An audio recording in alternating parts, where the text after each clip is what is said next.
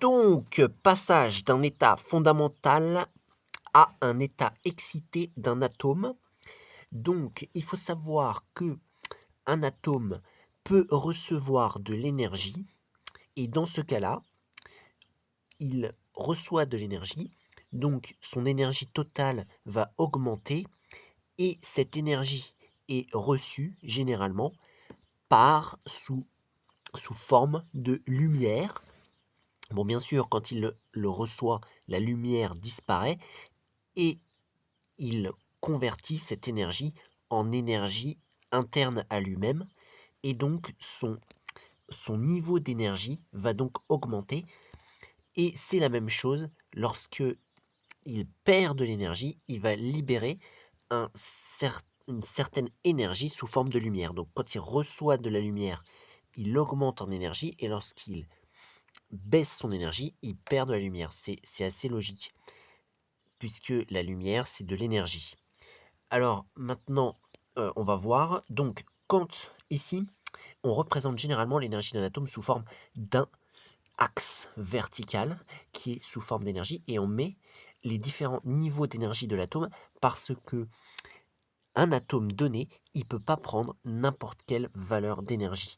Il prend des valeurs d'énergie bien données et il y a donc du coup, c'est représenté comme ça sur un diagramme et il y a un niveau d'énergie qui est le plus bas qui s'appelle le niveau d'énergie de l'état fondamental de l'état fondamental. Et après, il y a d'autres niveaux d'énergie bien déterminés pour chaque atome, spécifiques à chaque atome, qui sont les états, les énergies d'état excité. Voilà. Et généralement, on représente un photon qui arrive sur l'atome par cette petite ondulation avec une flèche. Et lorsque l'atome est dans son état fondamental, on représente la transition entre l'état fondamental et l'état excité. Alors bien sûr, il y a plusieurs états excités, hein, il n'y en a pas qu'un, là j'en ai représenté qu'un, par cette flèche verticale qui monte. Voilà, l'atome est passé de son état fondamental à un état excité en recevant un photon qui a une longueur d'onde lambda, puisque un photon est associé une longueur d'onde, puisque c'est une radiation. C'est une radiation, donc il y a une longueur d'onde, c'est une onde, mais également c'est un particule, il y a les deux aspects qui sont considérés. Donc ici, en fait, ici, on est dans le cas d'une excitation de l'atome. Maintenant, qu'est-ce qui se passe? Pareil, ici, nous avons l'état fondamental, et ici, nous avons l'état excité, excité. Et qu'est-ce qui se passe lorsque l'atome il est dans l'état excité et que d'une manière ou d'une autre, il perd de l'énergie pour retomber, par exemple, dans l'état fondamental? Bon, ça peut être aussi dans un autre état excité il peut passer d'un état excité à un autre état excité de plus basse énergie, ça peut être possible. Eh bien, il va réémettre, il va perdre de l'énergie et cette énergie est émise sous forme de photons, de lumière, d'une certaine longueur d'onde lambda. Voilà. Alors après, il y a un calcul qui relie la longueur d'onde et l'énergie. Quel est ce calcul? L'énergie qui a été transitionnée.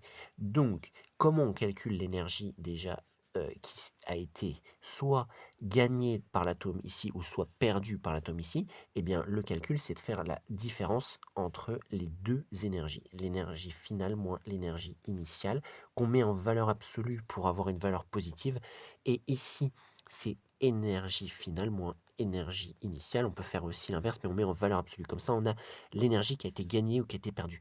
Et comment est-ce qu'on fait pour pour obtenir spécifiquement pour avoir une relation entre la longueur d'onde et cette énergie? Eh bien, il y a une relation qui dit que c'est égal à H fois donc C sur lambda, voilà, avec C qui est la vitesse de la lumière, H qui s'appelle la constante de Planck qui est égale à 6,63 fois 10 puissance moins 34 joules seconde et la longueur d'onde qui doit être en mètres, qui est la longueur d'onde de l'onde Et bien sûr, comme toute onde, il y a une période spatiale, qui est la longueur d'onde, et il y a aussi une période temporelle qui est grand T, auquel on associe généralement la fréquence dans notre situation, puisque la fréquence est égale à l'inverse de la période, et dans notre situation, en fait, eh bien, la fréquence sera égale à C sur lambda, donc c'est-à-dire qu'en fait, on peut faire aussi C fois nu, avec nu la fréquence qui sera en Hertz. Et donc de l'autre côté, c'est la même chose, H fois C sur lambda est égal à H fois nu, comme cela, avec nu la fréquence. Donc là, ça c'est la constante de Planck qui est en joules seconde, ça c'est la vitesse de la lumière qui est égale à 3,00 fois 10 puissance 8 mètres par seconde dans les unités du système international, qui est en donc mètres par seconde, et ici la longueur d'onde doit être en mètres. Ici, pareil, c'est en joules seconde, donc c'est la constante de Planck, et ici, ça doit être en Hertz. Ça doit être en Hertz. Même chose dans cette expression qui est là. Donc du coup, on peut connaître spécifiquement la longueur d'onde d'une radiation ou sa fréquence lors d'une perte d'énergie d'un atome, et donc la radiation émise. Et même chose, quelle est l'énergie, par exemple. Enfin bref, on peut trouver une des inconnues lorsqu'on a les autres. Donc alors, on va regarder un exemple. Un atome de mercure passe d'un état EJ moins 2,48 électronvolts à un état EI égale moins 4,99 électronvolts. Donc les électronvolts, c'est une autre unité d'énergie qui est plus adaptée, puisqu'elle permet d'avoir des valeurs qui sont pas avec des puissances de 10, pas très très très petites. Donc du coup, c'est une unité adaptée, donc il faut savoir convertir les électronvolts en joules. Et 1 électronvolt est égal à 1,60 fois 10 puissance moins 19 joules. Donc calculer l'énergie perdue par cet atome.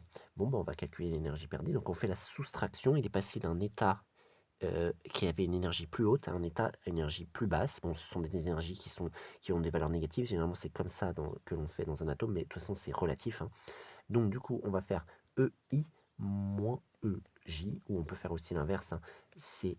On fait cela en valeur absolue, et donc ça va nous donner donc moins 4,99 moins 2,48. Tout ça en valeur absolue égale, donc ça va donner finalement 2,48 moins 4,99, comme ça en valeur absolue, égale, alors là on fait la soustraction, donc ça va donner 2, virgule 51, 2,51 électronvolts. On va le convertir en joules. Pour cela, on multiplie par la valeur en joules d'un électronvolt, c'est-à-dire 1,60 fois 1,60 fois 10 puissance moins 19 égale. Donc on prend éventuellement la calculatrice, 2,51 fois 1,60, pas besoin d'intégrer la puissance de 10, donc ça nous fait 4,02, parce que je laisse 3 chiffres significatifs, il faut arrondir donc au troisième chiffre significatif, et je mets la puissance de 10, 10 puissance moins 19, et donc ici nous sommes en joules, voilà, c'est converti en joules. Ensuite, calculer la fréquence du rayonnement émis nu. Donc, nous prenons la relation qui relie. Alors ça, je vais l'appeler delta E, comme ça, delta E égale. Et donc, d'après la relation que nous avons écrite ici, la variation d'énergie est égale à H fois nu. Donc, nous allons faire delta E est égal à H fois nu. Et si je veux nu, je fais delta E sur H. Voilà, donc je remplace par la valeur 4,02 fois 10 puissance moins 19 sur H 6,63 fois 10 puissance moins 34 égale. Donc je vais calculer juste 4,02 divisé par 6,63. J'obtiens avec 3 chiffres significatifs que ça nous donne 0,606. Donc les chiffres significatifs, c'est à partir du premier qui n'est pas nul, donc 6, 0 et 6. Et les puissances de 10, je le calcule moi-même. Il faut faire 34 moins 19, c'est-à-dire que ça donnera 10 puissance Donc 15, 10 puissance 15. Je vais le remettre en notation scientifique, 6,06 fois 10 puissance 14, et donc c'est une fréquence, donc c'est en hertz. Donc voilà la fréquence. Maintenant, il nous demande calculer la longueur d'onde lambda du rayonnement. À quelle couleur correspond cette transition? Donc on va calculer la longueur d'onde. Et pour cela, eh bien, en fait, bon, dans la relation ici, on avait remplacé nu par c sur lambda. Donc en fait, nu est égal à c sur lambda, hein. C'est une relation pour les ondes électromagnétiques entre la fréquence et la longueur d'onde. Donc nu est égal à c sur lambda. Et si je veux trouver lambda, ça va être égal à c sur nu. Et donc c, c'est la vitesse de la lumière, 3,00 fois 10 puissance 8 en mètres par seconde, et nu, c'est égal à 6,06 fois 10 puissance 14, voilà, celle que je viens juste de calculer. Donc je vais faire 300 divisé par 6,06, donc 3 divisé par 6,06, et donc ça va donner, avec trois chiffres significatifs, 0,495 fois 10 puissance, et donc ici on sera à 10 puissance moins 6, et donc ça donne une valeur en mètres. Je mets en notation scientifique 4,95 fois 10 puissance moins 7 mètres, et si je veux le mettre en nanomètres, parce que généralement les longueurs d'onde sont en nanomètres, on multiplie par 10 puissance 9, parce que 1 mètre est égal à 10 puissance 9 nanomètres, et donc ça va donner 495 nanomètres. Voilà. Donc ça veut dire que ma radiation a eu une valeur de 495 nanomètres. C'est donc dans le domaine du visible, parce que je rappelle que le domaine du visible est entre 400 nanomètres et 800 nanomètres. Et quelle est la valeur de, enfin quelle est la couleur de ce rayonnement qui a été émis? Eh bien, là, on est un peu après 400, donc on peut dire qu'on est dans le violet-bleu. Violet-bleu. Parce que bon, il faut un peu connaître le spectre du visible, hein, avec les différentes longueurs d'onde qui fournissent les couleurs. Et donc ici, je pense qu'on est vers une couleur qui sera bleu-violet. Donc du coup, on peut dire la couleur est bleu, violet, violette, et bleu violette, violette, voilà, d'après le spectre du visible. Voilà. On a regardé sur le spectre du visible et on s'est renseigné, on a vu que la couleur correspondante à cette longueur d'onde était 495 nanomètres.